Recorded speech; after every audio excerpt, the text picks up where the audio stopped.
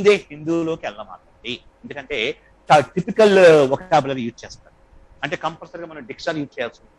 Deccan BC పేపర్కి అవసరం ఈజీగా ఉంటే ఫాలో అవ్వండి, అప్పుడు వొకాబులరీ డెవలప్. ఓకేనండి, ఇది మనకు వొకాబులరీకి సంబంధించి. ఓకే, మీకు అర్థమైంది అనుకుంటాను. మీకు ఎగ్జామ్ ప్యాటర్న్ ఇచ్చాను, సిలబస్ ఇచ్చాను, ఇంకా డీటెయిల్ గా టాపిక్స్ ఇచ్చాను. వొకాబులరీ అంటే చాలా క్లియర్ గా ఇచ్చాను. ఇంతకు మించి ఇంకేమీ లేదు.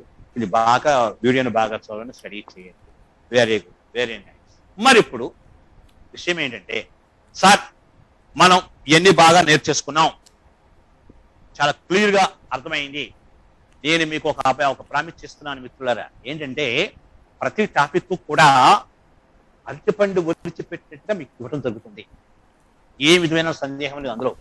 ఇంగ్లీష్ లో నీకు జీరో నాలెడ్జ్ ఉన్నప్పటికీ మేము దాన్ని రెక్టిఫై చేస్తాం, సమృద్ధిగా ఫుల్ నాలెడ్జ్ తో చేస్తాం.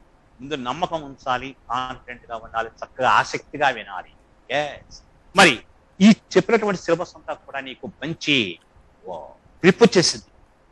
మరి ఇప్పుడు ఎగ్జామ్ ఎలా రాయాలి అనేది ప్రశ్న. చాలా మంది మీకు చెప్పరు ఈ విషయం, మీకు నేను మాత్రమే చెప్తున్నది వాస్తవం. మరి ఎలా అంటే వాటి ఒక మాట అడిగాడు, ఎస్ఎస్సి స్టాండర్డ్ లో అంటున్నాడు. ఎస్ఎస్సి స్టాండర్డ్ అంటే ఈ నేర్చుకున్నటువంటి టాపిక్స్ అన్ని కూడా ఏ విధంగా అడుగుతాడు అనేది ఒక ఇదనమాట. దాన్ని అప్లికేషన్ మోడ్ అంటాం మనం. ఇదంతా కంటెంట్ వాడు ఇచ్చింది, మరి అప్లికేషన్ మోడ్ లోకి వెళ్ళాలి. వాడు ఇవ్వలేదు, అది నేను చెప్తాను మీకు. రైట్, ఎందుకంటే ఎస్ఎస్సి స్టాండర్డ్ అది మెన్షన్ చేశాడు అన్నమాట. మరి ఒక ఎగ్జాంపుల్, మనం ఎప్పుడో ఒక రాజు ఇంకో రాజ్యం మీదకి ఇంకొక రాజు దండెత్తాడని చెప్పి ఇతర రోజుల్లో తెలిసి ఈ రాజులు ఏం చేసేవాళ్ళు అంటే, కొంతమంది బలంగా ఉండేటువంటి మనుషుల్ని తీసుకెళ్లి సైనికులుగా మార్చి వాళ్ళకి అన్ని రకాల విద్యలు నేర్పారు. నేర్పిన తర్వాత అనుకోకుండా ఒక రోజున వచ్చేసింది ఇది ఆ యుద్ధం అనేది. పరాయి వాళ్ళు, దేశం వాళ్ళు వచ్చేసారు, ఎవేషన్ దండయాత్ర చేసేసారు. చేసినప్పుడు వీళ్ళు ఎలా ఉన్నారు, అప్పుడు దాకా అన్ని విద్యలు నేర్చుకున్నారు వీళ్ళు. కత్తిస్వామి, బల్లాలు వేయటం, అన్ని రకాలుగా నేర్చేసుకున్నారు. విలంబులు వేయటం అన్ని వచ్చాయి. కానీ ఇప్పుడు ఇంప్లిమెంట్ చేయాలి. ఆ ఇంప్లిమెంట్ చెయ్యటమే కష్టం. సంవత్సరం అంతా నేర్చుకున్నటువంటి ఆ విద్యలు ఇప్పుడు నిక్ ఆఫ్ టైంకి వచ్చేటప్పటికి, ప్రాణం మీదకి వచ్చేటప్పటికి కరెక్ట్ గా కనుక ఇంప్లిమెంటేషన్ లేకపోతే నో యూజ్ అట్ ఆల్. ఆ శ్రమంతో కూడా వేస్ట్ అయిపోతుంది. అందుకని వాళ్ళు ఏం చేయాలంటే, నిజంగా ఎవరన్నా దండెత్తు వచ్చారేమో అని చెప్పి వాళ్ళు రిస్క్ తీసుకుని ప్రాక్టీస్ చేయాలి. అలాగే మనం కూడా నోటిఫికేషన్ వచ్చింది, సిలబస్ ఇచ్చాడు, ప్రాక్టీస్ చేస్తున్నాం. అట్ ద సేమ్ టైం ఆడు బిట్టు క్వశ్చన్ ఎలా అడుగుతాడో, ట్విస్ట్ చేస్తాడా లేకపోతే ఎలా అడుగుతాడా అని చెప్పి ఊహించి మనం అన్ని రకాలుగా ప్రిపేర్ అయిపోతే వాడు చక్కటి బిట్ ఇస్తాడు, చక్కగా టక్కేలమంటే ఆన్సర్ పెట్టేస్తాం, ఆటోమేటిక్గా మార్కులు వచ్చేస్తాయి. కాబట్టి మా ప్రత్యేకత అది ఏమిటంటే, ఇప్పుడు దాకా నువ్వు కంటెంట్ నేర్చుకున్నావు, ఇప్పుడు అప్లికేషన్ మోడ్ నేర్చుకుందాం. ఓకేనండి, రెడీ? ఎస్. మరి ఎగ్జామ్ లో ఎలా అడుగుతారు బిట్స్ అంటే, ఓన్లీ నీకు తెలిసి బ్లాంక్స్ ఇచ్చేస్తాడా లేదంటే ఇంకేదన్నా ఇస్తాడా అన్నది డౌట్. మరి ఇవాళ మార్కెట్ లో చాలా రకాల బుక్స్ వస్తున్నాయి, మరి అంత ప్రామాణికంగా ఇవి మరి ఉండలేదు. ఇప్పుడు మేము చెప్పేది ఏంటంటే, మా అనుభవం ఇచ్చా అప్లికేషన్ మోడ్ ఎలా ఉంటుందంటే, ఇది కూడా రాస్తున్నాను ఇక్కడ, అప్లికేషన్ మోడ్ అనొచ్చు. అప్లికేషన్ అంటే ఏంటి? ఇంప్లిమెంట్ చేయటం అనమాట. అంటే పరీక్ష ఎలా అడుగుతాడు అనేది. లేదా ఇంకో రంగం అనొచ్చుదండి, ఎగ్జామ్ మోడల్. ఇది చెప్తాను క్లియర్ గా. ఇది చెప్తే మనకు అయినట్టు ఇంట్రడక్షన్. ఓకే, ఎలా అడగచ్చు మనకు? మీకు ఈ ఎకడమిక్ అంటే 10th, ఇంటర్, డిగ్రీ స్థాయిల్లో అది సిలబస్ బ్లూ ప్రింట్ ఇచ్చేస్తారు. ఎట్లా? ఎస్ఐ టైప్ క్వశ్చన్లు 2 ఇస్తారయ్యా, 2 పదులు 20 మార్కులు. ఓకేనా? అలాగే ఈ షార్ట్ క్వశ్చన్లు 1 మార్కు, 2 మార్క్స్ క్వశ్చన్లు అలా ఇస్తా ఉంటారు. అలాగే మనకు కూడా ఒక సిలబస్ అప్లికేషన్. ఎలాంటి ఈ గ్రూప్ వర్క్ ఎస్పెషల్లీ ఇవి 3 మోడల్స్ కనపడుతున్నాయి మనకి ప్రధానంగా. ఎస్ఎస్సి మోడల్లో మనకి 3 మోడల్స్ లో వాడు అడగచ్చు. ఏమిటి అంటే, number 1 spotting the errors. Spotting the errors, అదొక టాపిక్. రెండవది సెంటెన్స్ ఇంప్రూవ్మెంట్. Sentence improvement. మూడు fill in the blanks. What's that? Fill in the blanks అనొచ్చు. ఈ మూడు మోడల్స్ లో వాడు ఇస్తాడు, అడుగుతాడు ప్రశ్నలు. ఏమిటవి? Spotting the errors, sentence improvement, fill in the blanks అనేటువంటి విధానాలు అడుగుతాడు. ఇది ఎస్ఎస్సి మోడల్ పక్కా. మరి ఈ స్పాటింగ్ ద ఎర్రర్ కి ఇంకొక పేరుంది, or error detection. Error detection అంటాడు. అంటే తప్పుని పట్టుకోవటం. స్పాటింగ్ ద ఎర్రర్ అంటే ఎర్రర్ని స్పాట్ చేయడం, మార్క్ చేయడం. లేదా ఎర్రర్ డిటెక్షన్ అంటే వెతకటం, తప్పుని వెతకటం. ఏమిటి ఈ మోడల్లో? నేను బోర్డు మీద రాయను కానీ నీకు వివరంగా చెప్తాను.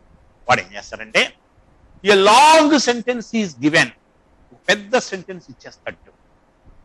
ఆ సెంటెన్స్ ఎక్కడి నుంచి ఇవ్వచ్చు అంటే, ఇందాక నువ్వు 10 టాపిక్లు నేర్చుకున్నావే, ఇది పాస్ ఆఫ్ స్పీచ్, కాన్కర్డ్, ఆ 10 టాపిక్ల్లో నువ్వు బాగా వచ్చేస్తే వాడు ఒక్కొక్క టాపిక్ నుంచి ఒక పెద్ద సెంటెన్స్ ఇచ్చేస్తాడు.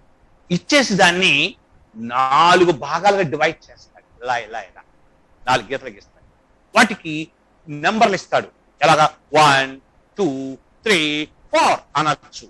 లేదా ఏ బి సి డి అనొచ్చు. ఆ పేర్లు ఇచ్చేస్తాడు.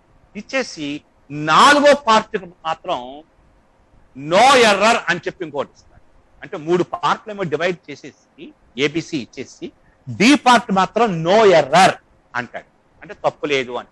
ఇప్పుడు నువ్వేం చేయాలి? జాగ్రత్తగా ఎగ్జాంపుల్ తర్వాత చేద్దాం, కంగారు.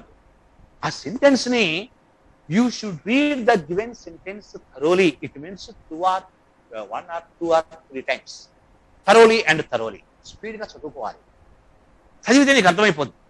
ఈ ఇచ్చినటువంటి సెంటెన్స్ టెన్సెస్సా, వాయిస్సా, డిఎస్ అండ్ ఐడిఎస్సా, ఆర్టికల్సా, ప్రిపోజిషన్సా, క్వశ్చన్ ట్యాగ్ గా ఎందులో నుంచి ఇచ్చాడో నీకు అర్థమైపోద్ది.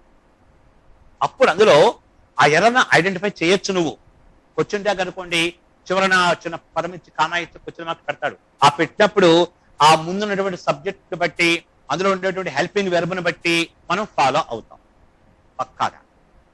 ఒకవేళ తప్పు నీకు 1వ పార్ట్ లో ఉందనుకోండి, అప్పుడు నువ్వేం చేయాలి? కింద ఆప్షన్ ఇస్తాడు, ఏబిసిడిలో అలా ఇస్తాడు. అందులో ఫస్ట్ పార్ట్ లో ఎర్రర్ ఉందనుకోండి, దాన్ని టిక్ పెట్టండి చాలు, అంతే. అంతేగాని కరెక్ట్ చేయని అవసరంలా ఊరిని గుర్తించడమే. తప్పు ఇక్కడ ఉంది అని గుర్తించు, ఆటోమేటికల్లీ యు గాట్ 1. మాకు వచ్చేసినట్టే నీకు, వచ్చేసినట్టే నీకు. Yes, it is called spotting the errors. మరి రెండో మోడల్ ఏంటంటే సెంటెన్స్ ఇంప్రూవ్మెంట్ అంటాడు. What's that? సెంటెన్స్ ఇంప్రూవ్మెంట్ అనొచ్చు. లేదా దీనికి ఇంకొక పేరు ఉంది, ఫ్రేజ్ రీప్లేస్మెంట్. ఫ్రేజ్ రీప్లేస్మెంట్ అంటాడు. What it's meaning? ఫ్రేజ్ అంటే పదము లేదా పద భాగము. రీప్లేస్మెంట్ అంటే మార్చటం, అంటే ఉన్న పదాన్ని తీసేసి ఇంకో పదం పెట్టడం అనమాట. ఎక్స్చేంజ్ అనమాట. రైట్, ఇది మోడల్. ఈ మోడల్ ఏంటంటే వినండి, ఒక సెంటెన్స్ ఇస్తాడు.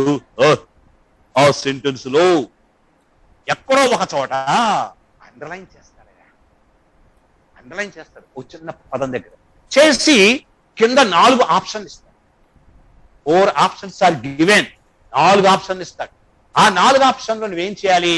అది అండర్లైన్ చేశాడు కదా, ఆ అండర్లైన్ చేసినటువంటి పార్ట్ లో ఎర్రర్ ఉందనుకోండి, ఓహో ఇందులో అది తప్పు ఉంది కాబట్టి ఇందులో ఏది కరెక్ట్ అవుతుంది అని చూసుకోవాలి. మారిస్తే మార్చు.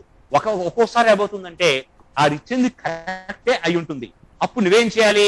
ఆప్షన్ ఇంకోటి ఇస్తాడు, నో కరెక్షన్ రిక్వైర్డ్ అని వేస్తాడు. అంటే కరెక్షన్ చేయక్కర్లేదు, అవసరం లేదు అని. నువ్వు దాన్ని టిక్ పెట్టుకోవాలి. ఓకేనండి, అదొకటి గమనించు. ఈ మోడల్ టెంపర్ గ్యారంటీ ఇస్తాడు. 3 fill in the blanks. Fill in the blanks అంటే తెలుసు, చిన్నప్పటి నుంచి పరిచయం ఉన్నదే.